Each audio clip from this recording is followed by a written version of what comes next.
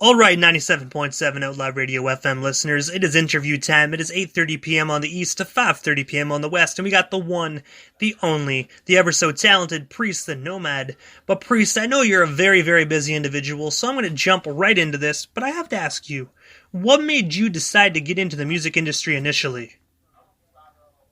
I was a dancer at first, man. I was dancing and doing that stuff and dancing for artists, and then I wound up in like the early to mid '90s, getting opportunities, being on the mic, freestyling and stuff. So, people was like, yo, rocking parties and all that type of stuff, man. So, yeah.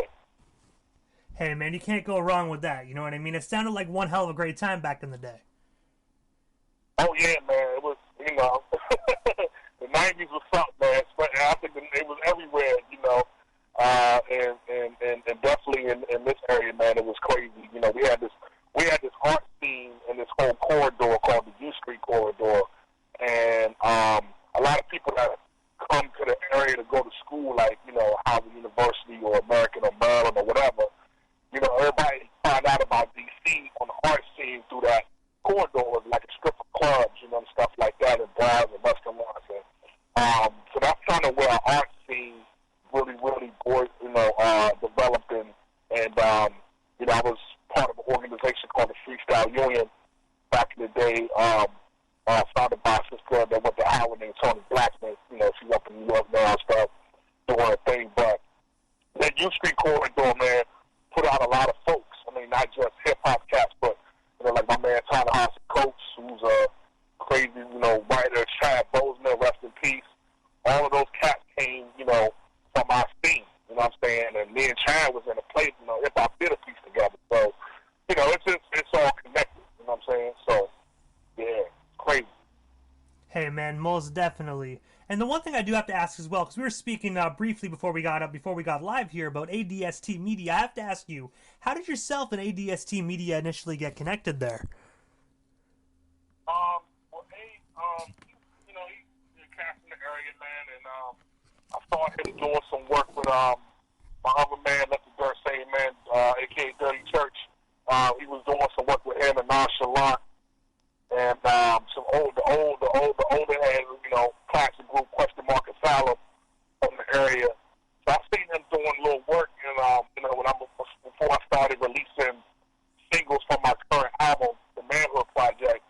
I started doing, I wanted to release the first single, and I wound up, just seeing what he was doing and with those cats and stepping to him to work, start working my stuff as far as videos and stuff like that, and we just really connected, man. I think we think a lot alike.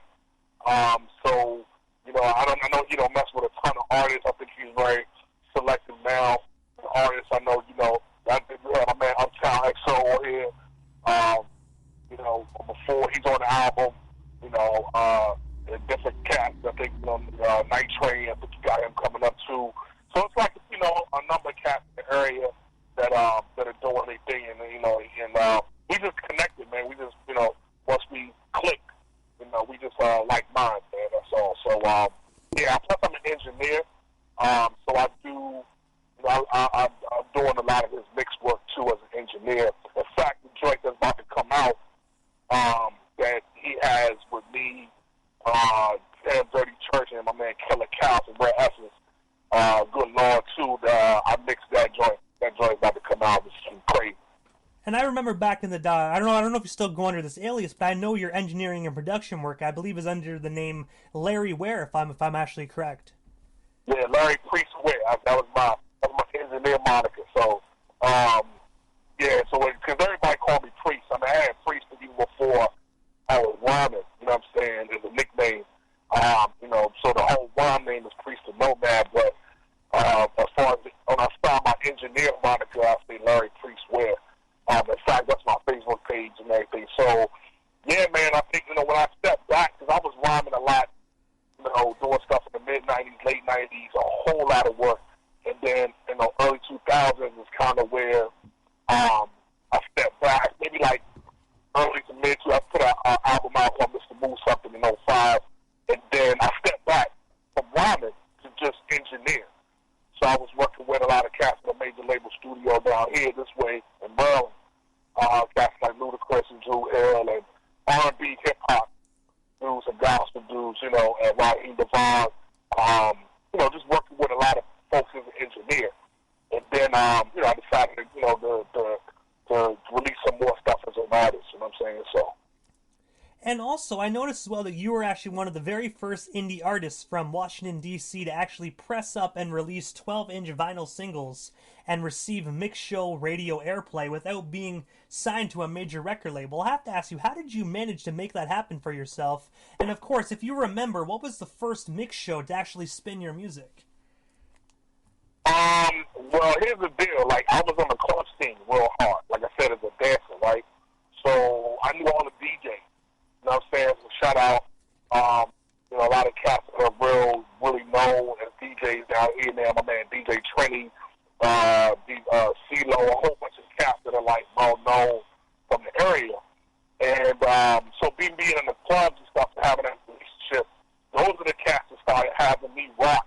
You know what I'm saying? Or at rock parties in the club. So, you know, that's how I started, was rocking parties. So once I had a partner back in '94, and we had a little entity called Wings and Rice Production. So if you know the DC, you know the Wings and Mumbo sauce up in DC is real famous. So we had a little production company that we pressed up a single I had called Janine in '94, and then a lot of the club DJs was also mixed DJs on the radio. So my man DJ Eminem, who was on the radio down here, was one of the first to start playing that single on mix show on that radio station. You know what I'm saying? So that it started from there, and then you know doing stuff and rocking the shows and stuff like that. So I think my relationship just by more DJs had more leeway back then. You know what I'm saying? Where they still had to play playlists, but they had like they had a little bit more leeway in the mix shows to go on records, maybe like a couple records that they just wanted to play. You know what I'm saying? So in that mix, they would throw my stuff as well, play it in the clubs. It went over well. Passed out my best percussions in the clubs. You know what I'm saying?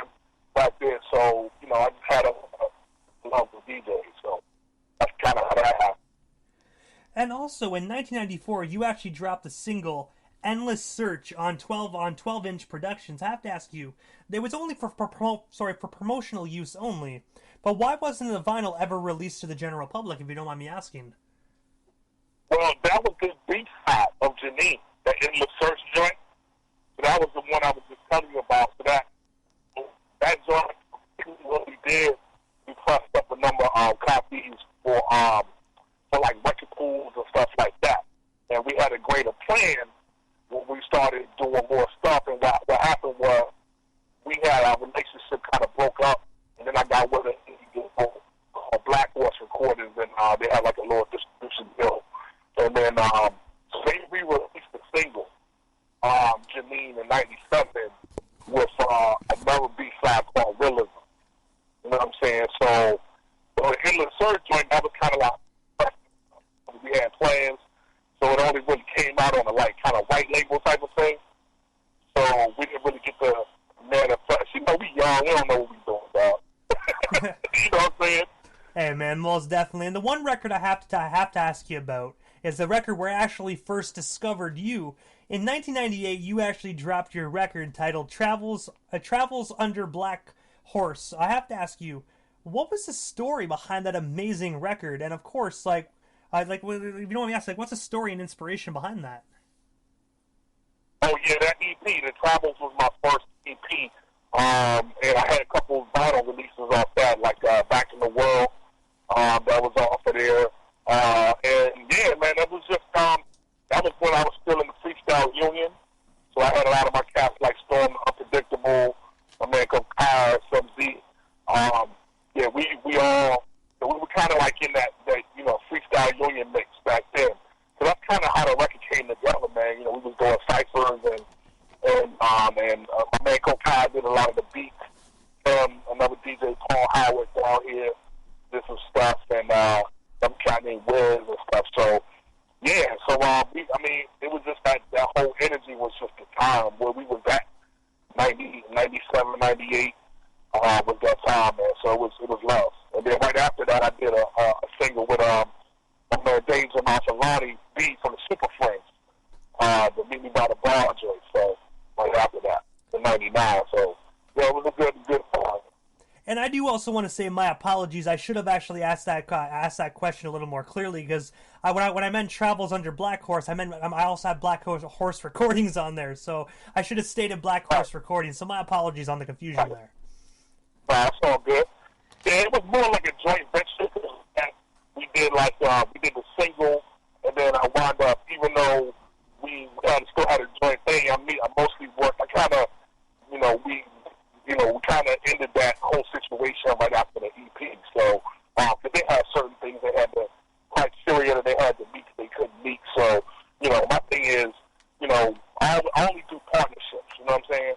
I never was like on some more, I want to get signed as an artist, because, it was just about put out music and do partnerships, not before social media, right at the start of the whole internet movement with, internet radio and all that.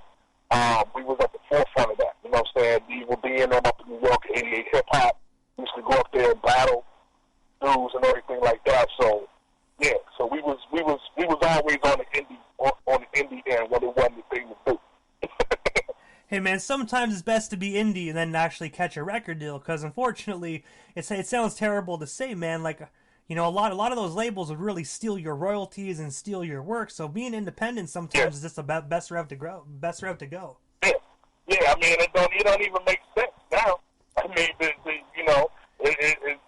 just all it's about is once you get your engine, because you're not getting signed to no label unless you got you already get numbers. So it's like, why would you even involve a label other than distribution and maybe some, doing a little marketing deal or something with them? But, if you get in your fan base, there's so many ways to get your fan base now. You know what I'm saying? So you don't need them. Yeah, it's almost like the opposite nowadays. People are actually dodging the record deals and just doing their own thing. With they have a CD baby now, you can do everything a record label can do right in your own home. Yeah, it just depends on what your goals are, how you want to move. Because only thing is not everybody is built for the indie grind. Because you got to wear multiple hats. You know what I'm saying? You gotta have a team, and you gotta build your team up, and you gotta move with a team. You know what I'm saying? And you gotta, know what you're good at, know what you're not good at, and get somebody else to fill in those blanks. You know what I'm saying? So a lot of people don't understand that. It's like it's still work. You still gotta do the work, and it's more work, but you're getting to keep most of your, all of your royalties, most of your, all of your publishing, most of your royalties, all that type of stuff. You know what I'm saying? So, which matters.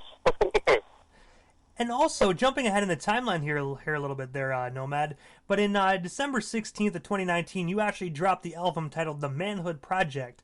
I was wondering if you can tell our listeners a bit more about that particular project, and of course, where can we buy or stream ourselves a copy? Yeah, so at the end of 2019, and pretty much we worked the whole album this year, 2020, because, basically, I dropped 4 videos off of it. I dropped that, and it's distributed through CD Baby, so you can it's everywhere. You know what I mean? You can you can get it pretty much Spotify, Tidal, Apple Music, wherever you think music at. Plus, it's also you can probably go to my Bandcamp page, Priest the Nomad, PRISTTHENOMAD.bandcamp.com, which has my whole catalog. And there's for cats who care, there's a whole clean version of the album as well on that. Just on that.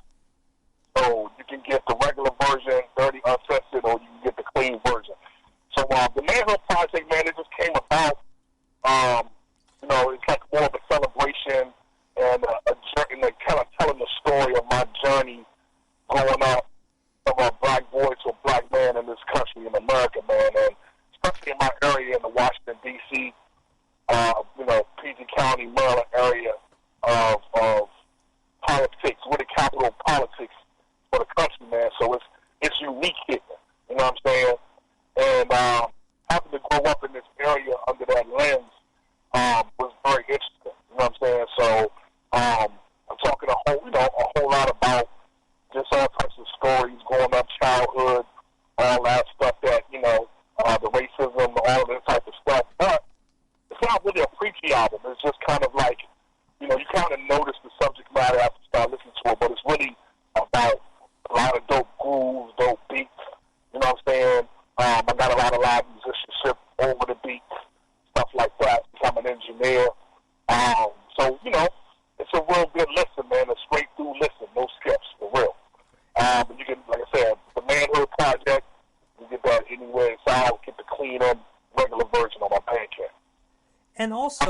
we're still on the topic, you know what I mean, of the Manhood Project, a track that I'm going to be playing is track 6 on the record, which is Stargazing.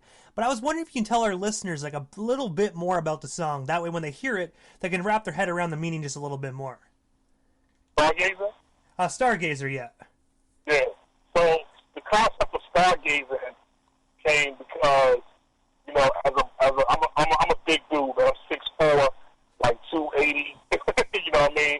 So all my life, man, you know, when you get in the spaces, it's about how people see you. You know what I'm saying? And me growing up as a black boy, black man, it's like every time I walk by, you know, people, you know, like they clutch, you know, old ladies clutch their purse, or you're in the elevator with, you know, somebody and they looking at you crazy because they scared of you, you know. And so, and it's weird because it's like, you know, how can you look at me like that when you don't know me, right? So, you know, as we do as a people, as black people, we often flip it. So it's like, you know, if you're looking at me, then you kind of notice my light. You know what I mean? So the whole concept of that is that if people are scared of you and they don't know you, that means they kind of affected by your light. They blinded by your light. And so when every time somebody watching me, or I say they stargazing, you know what I'm saying? Because you see the star in me. You know what I mean? So that's kind of how we do as a people, man. We like, anytime it's negative stuff that come at us, we flip it. And we say, okay, well, you know, you can't be scared of me because you don't know me. You know what I'm saying? So maybe you're scared of the spirit in me, the light in me. So that's why I say they watching this young brother, they stargazing. You know what I mean? So we all have a star. You know what I mean? And I have to say, that is a powerful song as well. This is just by the sound of that song, it sounds absolutely phenomenal, but most definitely powerful and inspiring. Appreciate it, man. Appreciate it. Definitely. And also, one of my joints. oh man, I gotta say, ADST shot me that the entire record, and I have to say, I love it. You know, I got a few songs in the station's rotation, and my listeners have been digging it. So you know what I mean. You keep making it, Nomad, and we here in Canada are gonna keep spinning it. I appreciate it, man. I appreciate the love, definitely. We got a lot more coming, man. So definitely. Hey man, I'm looking forward to it. And another great one you did, which actually is a single, it's titled Proud, that you actually did with Odyssey and Substantial. I have to ask you, how did you get connected with those two amazing individuals? And of course, where can our listeners actually check out the song Proud? Yeah, well, the song is again, it's distributed, so it's all over. So it'll show up on Spotify, Tidal. It's also on YouTube and all that, and in my Bandcamp. So you can pretty much, like I said, if you go to my Bandcamp, you can get everything. Everything is there. But yeah, Odyssey. So Odyssey and Stan are both people. One of the things I want to do when we do a lot of collabs, is really show a lot of people all over the world, because you know, there's a lot of us doing a lot of stuff all over the world, and people don't realize that we're all connected from this area. You know what I'm saying? You know, Uptown, and so is my man. Him and Odyssey was in a group called Diamond District. You know what I'm saying? So we all connected. Odyssey used to come watch when they was in high school. They used to come to Freestyle Union Cyphers. Him and my man Unknown, which is his DJ, who's done a lot of production on my stuff. They used to come to Cyphers and stuff to watch us freestyle and do our thing. And so once they started coming up on the scene, him, Kev Brown, their whole low budget crew, you know, once they came out on the scene doing their thing, you know, we was like the, you know, the big brothers to them. You know what I'm saying? So Odyssey did tracks off my Mr. Move Something album in '05. He did the singles. You know what I'm saying? I had 2 singles. I Told You, that was on vinyl, and Holding It Down after that. So he did that work. You know what I mean? As far as, so when he really started doing his thing in '08, '09, I was really strictly engineering. So we had never, you know, he's always done beats for me, but we had never done no rhymes together. So I was like, all right, well, let's get together. And I knew Stan as well from my man Kokai. I engineered a record for him that Stan was on, and you know, he's from Suitland, and you know, right outside DC. So you know, we just all, you know, we all peoples, man, and we never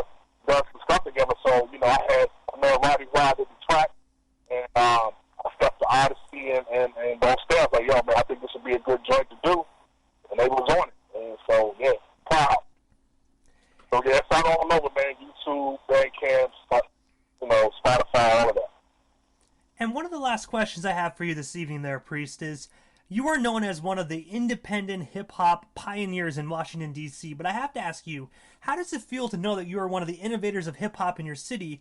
And since you are, what is some good advice that you can actually give some of the next generation of Washington hip-hop artists? Well, I'm one of many. We had, like I said, our whole scene coming up in the early '90s and mid '90s. I was doing my thing before the whole U Street scene started, but we helped start that. We'll reinvigorate that scene because the real start was back in the old jazz days with Billie Holiday and Duke Ellington and all them. But after the riots, we were pretty much the resurgence of U Street. So it's dope, man. We was there. It was a hard way because we had to kind of knock down a lot of roads and a lot of territory that wasn't established. And we were still look at as outsiders in our own city because of go-go. You know what I mean? Shortly after that, when we started getting a lot of publicity, so it's love, and we started blending with go-go bands and stuff like that. So now you got a lot of the MCs that here that rock with go-go bands, like my man Killer Cow, from Red Essence, and a whole bunch of guys. So my whole thing in new artists is just, man, find your voice and do your thing, and bring something different to the culture, and do it for the culture and not for the money, not for the game. You know what I'm saying? Because if you do it for the culture and you put out honest music, your fan base will find you, and they'll support that. You know what I'm saying? So my whole thing is just always putting out honest music, and that's from the heart, no matter what type of time you're in. Everybody wasn't a thug. Everybody is not one way. You know what I'm saying? We all have our own individual stories. We all can shine our own lights. You know what I mean? So I would just say do your thing and put in that work. That's what it's about, putting in that work. And so, Priest, I have to ask you, is there anything I happened to miss during this interview? Anything else you still want to promote? We still have you here live on the Canadian airwaves. I just wanted to say much love, man. I know that there's a huge scene up there. Hopefully, once this whole COVID thing is kind of subsided, we can get up there and get some shows in, man, because I know a lot of my people love to go up there. My man Jay Sinai, that's family. A lot of my people go up there and everything, so hopefully we can keep making music and getting some love and get up there to do some shows. But like I said, just check my Bandcamp, Priest the Nomad, PRISTTheNomad.bandcamp.com. And if you Google me, all my videos, all my stuff will come up. YouTube channel, all of that stuff. And just check me out. And I gotta say, Priest, thank you so much for taking the time of your busy evening and coming on 97.7 Outlaw Radio FM. It truthfully was an honor, man, and most definitely a privilege. I hope down the line we can make this happen again sometime soon.